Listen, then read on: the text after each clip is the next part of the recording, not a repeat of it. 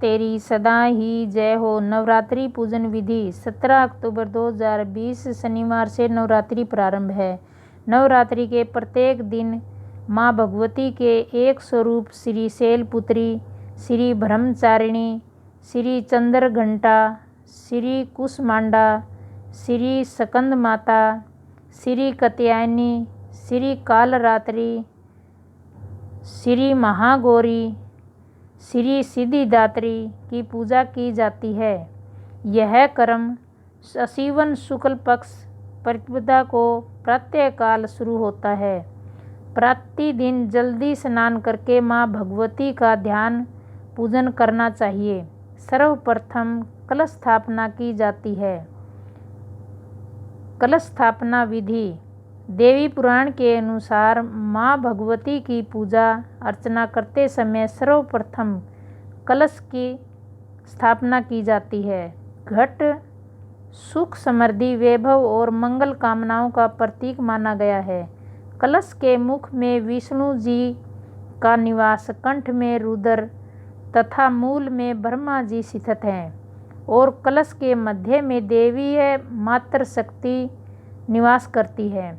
सामग्री जौ बोने के लिए मिट्टी का पात्र, जौ बोने के लिए शुद्ध साफ की हुई मिट्टी, पात्र में बोने के लिए जौ, घट स्थाप, कलश में भरने के लिए शुद्ध जल, गंगा जल, मौली, इत्र, साबुत सुपारी, दुरुआ, कलश में रखने के लिए कुछ सिक्के, पंचरत्न, अशोक या आम के 5 पत्ते, कलश ढकने के लिए ढक्कन, ढक्कन में रखने के लिए बिना टूटे हुए चावल, पानी वाला नारियल, नारियल पर लपेटने के लिए लाल कपड़ा, फूल माला। विधि सबसे पहले जौ बोने के लिए मिट्टी का पात्र लें। इस पात्र में मिट्टी की एक परत बिछाएं।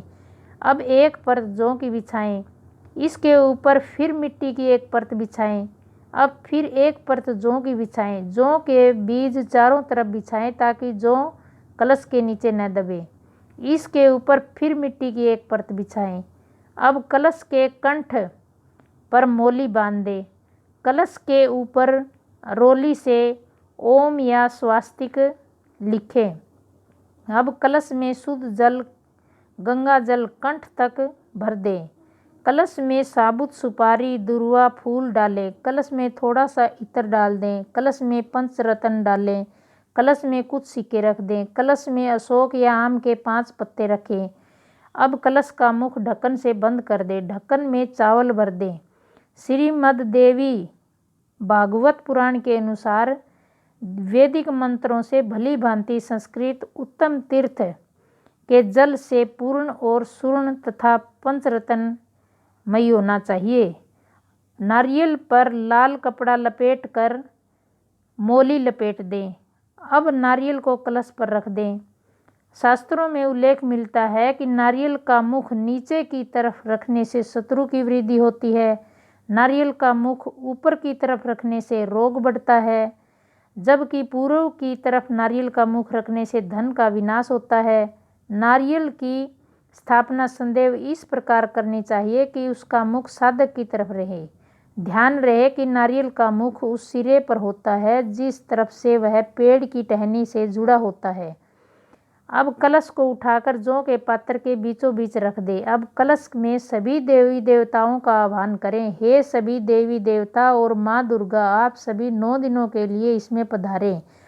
अब दीपक जलाकर कलश का पूजन करें। धूप बत्ती कलश को दिखाएं। कलश को माला अर्पित करें। कलश को फल मिठाई अर्पित करें। कलश को इत्र समर्पित करें। कलश स्थापना के बाद माँ दुर्गा की चौकी स्थापित की जाती है। नवरात्रि के प्रथम दिन एक लड़की की चौकी की स्थापना करनी चाहिए। इसको गंगा जल से पवित्र करके इसके ऊपर सुंदर लाल वस्त्र बिछाना चाहिए। इसको कलश के दाईं ओर रखना चाहिए। उसके बाद माँ भगवती की धातु की मूर्ति या नव दुर्गा का फ्रेम किया हुआ फोटो स्थापित करना चाहिए। माँ दुर्गा के अभाव में नवारण मंत्र युक्त यंत्र को स्थापित करें। माँ दुर्गा को लाल चुनरी उड़ानी चाहिए। माँ दुर्गा से प्रार्थना करें कि हे माँ दुर्गे, आप 9 दिनों के लिए इस चौकी में विराजिए। उसके बाद सबसे पहले माँ को दीपक दिखाएं। उसके बाद धूप, फूल, माला, इत्र समर्पित करें। फल मिठाई अर्पित करें। नवरात्रि में 9 दिन माँ भगवती का व्रत रखने का तथा प्रतिदिन दुर्गा सप्तमी सप्तशती का पाठ करने से विशेष महत्व है। हर एक मनोकामना पूरी हो जाती है, सभी कष्टों से छुटकारा दिलाता है। नवरात्रि के प्रथम दिन ही अखंड ज्योत जलाई जाती है जो 9 दिन तक जलती रहती है। दीपक के नीचे चावल रखने से माँ लक्ष्मी की कृपा बनी रहती है तथा सप्त धान्य रखने से सभी प्रकार के कष्ट दूर होते हैं। माता की पूजा लाल रंग के कंबल के आसन पर बैठकर करना उत्तम माना गया है। नवरात्रि के प्रतिदिन माता रानी को फूलों का हार चढ़ाना चाहिए। प्रतिदिन दिया जलाकर माँ भगवती को मिष्ठान का भोग लगाना चाहिए। माना भगवती को इत्र विशेष प्रिय है। नवरात्रि के प्रतिदिन कंडे की धूनी जलाकर उसमें घी, हवन सामग्री, बतासा, लौंग का जोड़ा, पान, सुपारी, कपूर, गूगल, इलायची, किशमिश, कमलगट्टा जरूर अर्पित करना चाहिए। लक्ष्मी प्राप्ति के लिए नवरात्रि में पान और गुलाब की 5 पंखुड़ियाँ रखें तथा माँ भगवती को अर्पित कर दें। माँ दुर्गा को प्रतिदिन विशेष भोग लगाया जाता है।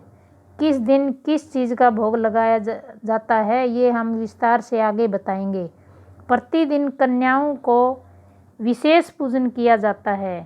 श्रीमद् देवी भागवत पुराण के अनुसार नित्य ही एक कुमारी का पूजन करें अथवा प्रतिदिन एक एक कुमारी की संख्या में वृद्धि के पूजन करें अथवा प्रतिदिन दुगने तिगुने के वृद्धि क्रम से या तो प्रत्येक दिन 9 कुमारी कन्याओं का पूजन करें। किस दिन क्या सामग्री गिफ्ट देनी चाहिए ये भी आगे बताएंगे। यदि कोई व्यक्ति नवरात्रि प्रतिदिन पूजा करने में असमर्थ है तो उसे अष्टमी तिथि को विशेष रूप से अवश्य पूजा करनी चाहिए। प्राचीन काल में दक्ष के यज्ञ का विधिवंश करने वाली महाभयानक भगवती भद्रकाली करोड़ों योगिनियों सहित अष्टमी तिथि को ही प्रकट हुई थी। अगर वीडियो अच्छी लगी तो लाइक करें, शेयर करें, सब्सक्राइब करें ताकि वीडियो की नोटिफिकेशन सबसे पहले आप तक पहुंचे। Thank you.